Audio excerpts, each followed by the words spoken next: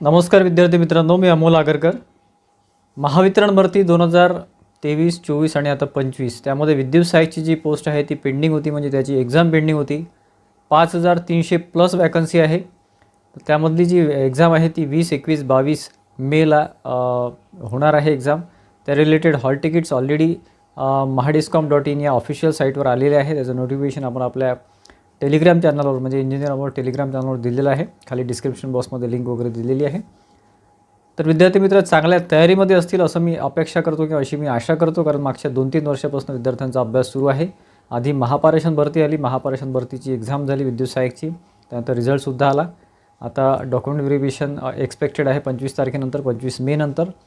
तर आता महावितरण भरतीमध्ये ज्या काही मोठ्या प्रमाणात पोस्ट आहेत त्याच्यामध्ये इलेक्ट्रिशियन, ITI, त्यानंतर वायरमन ITI आणि COE असे 3 ट्रेड्स अलाउड आहे. महापारेषण विद्युत सहाय्यकमध्ये ज्यांचं सिलेक्शन झालेलं आहे त्यांनी कृपया महावितरण विद्युत सहाय्यकची एक्झाम देऊ नये, जेणेकरून जे इलेक्ट्रिशियनचे जे दुसरे विद्यार्थी आहे किंवा राहिलेले विद्यार्थी आहे किंवा वेटिंगमधले विद्यार्थी आहेत त्यांना ते संधी मिळू शकते सिलेक्शनमध्ये, किंवा वायरमनचे जे विद्यार्थी आहेत त्यांनासुद्धा चांगली संधी इथे मिळू शकते, कारण वायरमनच्या वॅकन्सी जास्त राहत नाही. ठीक आहे. आणि महाजनकोची सुद्धा एक्झाम टेक्निशियन 3ची झालेली आहे. आजचा शेवटचा पेपर त्यांचा आहे.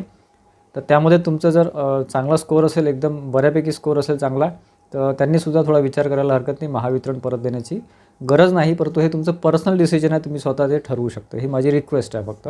ठीक. एक्झाम आता 20, 21, 22ला आहे. तर ती अतिशय महत्त्वाची एक्झाम असणार आहे, कारण यानंतर कधी संधी येईल महापारेषण, महावितरणची किंवा महाजनकोची हे सांगता येत नाही. त्यामुळे महावितरणमध्ये ज्या काही 5300 मोठ्या प्रमाणात बल्कमध्ये पोस्ट आहे तर त्या अतिशय महत्त्वाच्या आहेत. ती एक्झाम अतिशय महत्त्वाची आहे. आणि आता महापारेषण झालेली आहे, महापारेषण बऱ्याच विद्यार्थ्यांनी दिलेली आहे. त्यामध्ये थोड्या मार्कांनी विद्यार्थ्यांचं सिलेक्शन झालेलं आहे. आणि मुख्यत्वे असं झालेलं आहे काही ठिकाणी काही विद्यार्थ्यांचं की 150 पैकी खूप चांगला स्कोअर आहे, 110, 120चा स्कोअर आहे, पण तो मराठीमध्ये 0 आहे किंवा निगेटिव्ह आहे, किंवा ॲप्टिट्यूडमध्ये 0 किंवा निगेटिव्ह आहे. तर असं आता इथे कृपया होऊ देऊ नका. महावितरणमध्ये तुम्ही टेक्निकल तुमचं स्ट्रॉंग असेलच असं मी गृहीत धरतो, कारण टेक्निकलचं इन्फॉर्मेशन किंवा टेक्निकलचे तुम्हाला बरेच काही व्हिडिओज वगैरे अवेलेबल होऊन जातात. परंतु नॉन टेक्निकलमध्ये मराठी, ॲप्टिट्यूड आणि रिझनिंग आहे.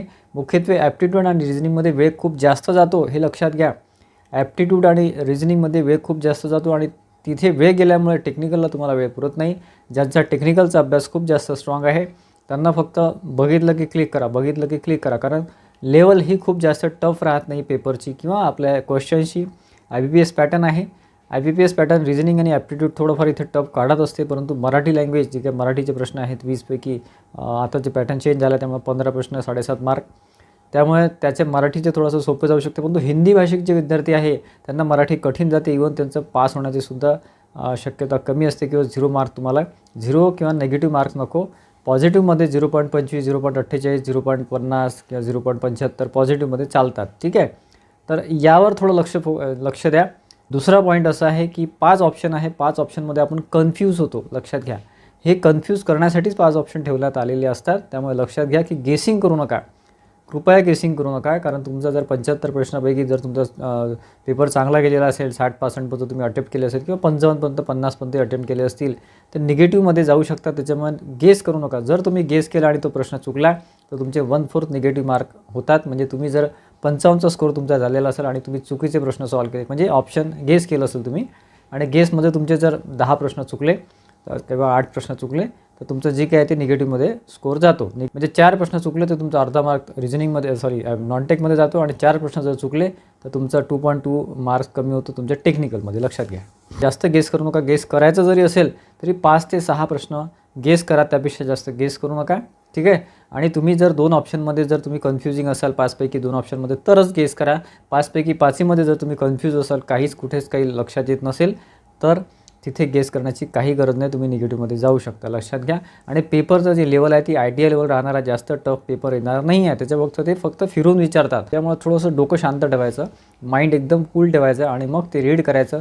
प्रश्न जर व्यवस्थित रीड केला तर तुम्हाला आन्सर पटकन क्लिक होते. पण आपण खूप घाईत असतो, त्याच्यामुळे आपल्याला प्रश्न लक्षात येत नाही आणि पण विनाकारणच्या एक्साइटमेंटमध्ये आपण चुकीचं ऑप्शन क्लिक करून घरी येतो. नंतर आपल्याला समजते की चुकलेलं आहे. डोकं शांत ठेवायचं आणि त्या रिलेटेड आपण जे काही रीड केलं आहे, आपण जो काही अभ्यास केला, आपण जे काही ऐकलेलं आहे व्हिडिओमध्ये वगैरे, ते सगळं बघून त्यानुसार तिथे शांत डोक्याने, शांत चित्ताने तो प्रश्न सॉल्व्ह करायचा. किंवा येत नसेल तर तो प्रश्न स्किप करायचा, नंतर पुढे तुम्ही त्याच्यावर शेवटी येऊ शकता. ठीक आहे.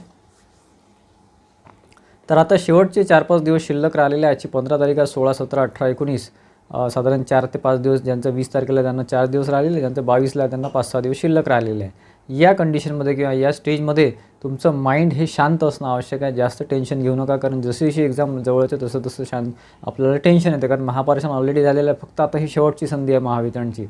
यानंतर 2-3 वर्षात कधी वॅकन्सी येईल काही सांगता येत नाही. ITIसाठी सुवर्ण संधी होती ही महावितरणची. त्यामुळे कसं आहे की आणि कट ऑफचा वगैरे विचार करायचा नाही की आपल्या कॅटेगरीचा कट ऑफ किती जाईल, किती मार्क्स पाहिजे, नाही, जास्तीत जास्त मार्क घ्यायचा प्रयत्न करायचा. तसंही आता हे पेपर पॅटर्न चेंज झालेलं आहे, एक्झाम पॅटर्न, त्यामुळे थोडंफार इथे कट ऑफमध्ये बराचसा फरक पडणारच आहे. किती कट ऑफ येईल हे एक्सपेक्ट करणे सध्या कठीण आहे. त्याचा विचार करायचा नाही. जास्तीत जास्त स्कोअर कसा होईल याकडे लक्ष द्यायचं आणि विनाकारणचे निगेटिव्ह विचार मनामध्ये येऊ द्यायचा नाही. आणि एक्झामचे जे आहे, समजा तुमची 20 तारखेला एक्झाम असेल तर साधारण 19पर्यंत चांगलं स्टडी करायचं. टेस्ट वगैरे जे काही तुम्हाला द्यायचे असेल ते सगळं त्याचं ॲनालिसिस स्वतः करून व्यवस्थित सगळं मॅनेज करायचं. आपला ॲप आहे इंजिनियर अमोल, आपला ॲप आहे, खाली डिस्क्रिप्शन बॉक्समध्ये लिंक दिलेली आहे. आणि त्यानंतर प्ले स्टोअरला इंजिनियर अमोल तुम्ही टाईप केलं तर तुम्हाला ॲप मिळून जाईल किंवा रजिस्ट्रेशन तुम्ही करू शकता तुमचा नंबर देऊन वगैरे. आणि त्यानंतर तुम्हाला तिथे भरपूर आपण टेस्ट सिरीज वगैरे दिलेल्या आहे विद्युत सहाय्यक महावितरणच्या, ठीक आहे. आणि महापरीक्षांमध्ये भरपूर विद्यार्थ्यांना चांगला फायदा झालेला, तसे फीडबॅकसुद्धा आपल्याला मिळालेला आहे. खूप जास्त सिलेक्शन आपल्या टेस्ट सिरीजमधल्या विद्यार्थ्यांचं झालेलं आहे, ठीक आहे. आणि तुम्हाला त्याचा 101% चांगला फायदा होणारच आहे. 2 टेस्ट सिरीज अशा आहे की ज्याच्यामध्ये एका याच्यामध्ये आपण साधारण 10 फुल लेंथ टेस्ट दिलेला आहे. ओल्ड पॅटर्नच्या 5 आहे आणि न्यू पॅटर्नच्या 5 आहे, ठीक आहे. ते तुम्ही अटेम्प्ट करू शकता. ॲडिशनल ठेवलेलं आहे ते ओल्ड पॅटर्न. आणि जी दुसरी टेस्ट सिरीज आहे त्याच्यामध्ये आपण 30 टेस्ट सिरीज आहे. त्याच्यामध्ये टॉपिक वाईज ज्या आहेत त्यासुद्धा महत्त्वाचे आहेत. त्या 20 टेस्ट सिरीज आहे आणि 10 टेस्ट सिरीज ह्या फुल लेंथ आहे. फुल लेंथ म्हणजे 150 तुमचा 150चा आधी होता, आता आपण तो 80 मार्कामध्ये कन्वर्ट केलेला. सगळं न्यू पॅटर्नमध्ये आहे. 5 ऑप्शन दिलेले आहे. सोल्युशन आहे. सोल्युशन हे शेवटी आहे.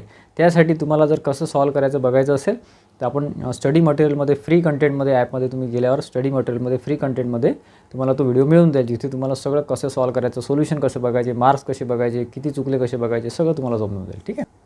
तर आशा करतो मित्रांनो तुमची तयारी ही स्ट्रॉंग असेल, तयारी ही खूप चांगली झालेली असेल. आता कुठलाही निगेटिव्ह विचार करायचा नाही. आपलं सिलेक्शन होईल या भावनेने आपण टेस्ट द्यायची किंवा पेपर द्यायचा. व्हिडिओ आवडला असेल तर व्हिडिओला लाईक करा, जास्तीत जास्त विद्यार्थ्यांमध्ये शेअर करा, जेणेकरून त्यांनासुद्धा ही माहिती मिळेल. आणि आपल्या चॅनलला सबस्क्राईब केलं नसेल तर सबस्क्राईब करा, बेल आयकॉनसुद्धा क्लिक करा, जेणेकरून जे महत्त्वाचे अपडेट्स आहेत ते तुम्हाला पुढे मिळत राहतील. धन्यवाद मित्रांनो.